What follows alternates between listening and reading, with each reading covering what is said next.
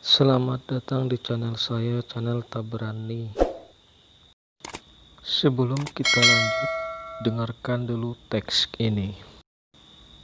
Jelang peringatan Hari Ulang Tahun HUT ke-75 Kemerdekaan Indonesia, Menteri Sekretaris Negara Mensesnek Pratekno mengimbau seluruh instansi pemerintah pusat dan daerah untuk memasang dan mengibarkan bendera merah putih secara serentak di lingkungannya masing-masing selama 30 hari.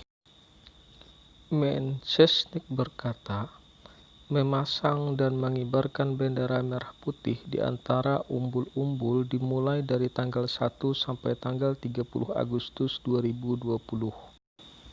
Dikutip dari Surat Edaran Menteri Sekretaris Negara dengan nomor B457-M Sesnek Set TU 00406/2020. Setelah kita mendengarkan teks tersebut, yang jadi pertanyaan apakah teks tersebut boleh dikatakan deskripsi? Untuk menjawabnya, mari kita cari tahu apa itu deskripsi. Secara umum, pengertian deskripsi adalah suatu tulisan yang isinya menggambarkan atau menjelaskan tentang suatu objek atau keadaan tertentu secara ringkas dan tepat.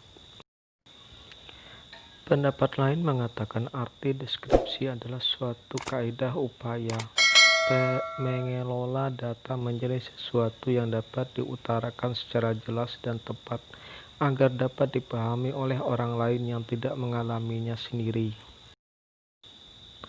Dalam hal ini, deskripsi adalah suatu jenis teks di mana ide utamanya disampaikan dengan cara menggambarkan objek, tempat, atau peristiwa tertentu secara terperinci, sehingga pembaca dapat seolah-olah merasakan secara langsung apa yang dijelaskan di dalam teks tersebut.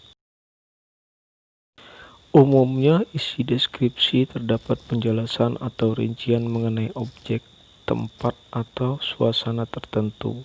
Deskripsi melibatkan panca indera, penglihatan, pendengaran, pengacapan, penciuman.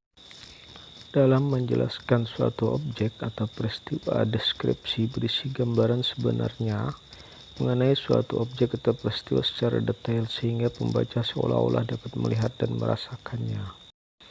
Ciri-ciri deskripsi. Deskripsi memiliki karakteristik tersendiri yang membedakannya dengan jenis teks lainnya. Adapun ciri-ciri deskripsi adalah sebagai berikut. Deskripsi umumnya mengungkapkan ciri-ciri fisik objek, misalnya ukuran, bentuk, warna, sifat. Kata-kata dalam deskripsi selalu bermakna kata sifat atau keadaan.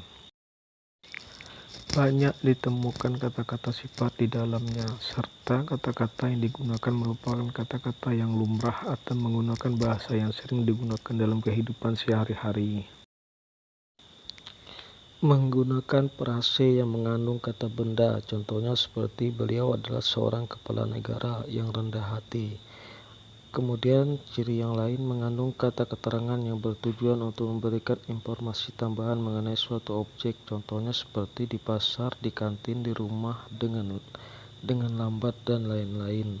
Kemudian ciri-ciri yang lain menggunakan beberapa bahasa kiasan seperti perumpamaan atau metafora. Dalam penjelasannya memaparkan sifat objek atau ciri-ciri fisik tertentu seperti bentuk, ukuran, warna. Terima kasih sudah menonton, jangan lupa like dan subscribe.